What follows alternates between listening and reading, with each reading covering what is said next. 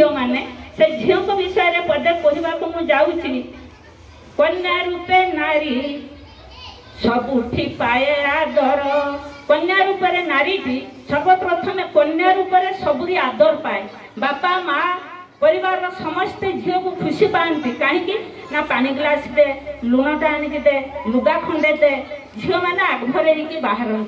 तेणु कन्या रूपे नारी पाए सबुरी आदर गृहिणी रूप नारी गृह को सुंदर गृहिणी जिते से स्त्री हुए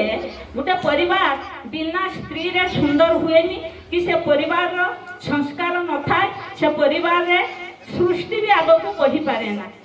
तेणु गृहिणी रूप नारी गृह को सुंदर माता रूपे नारी अटे अमृतदायिनी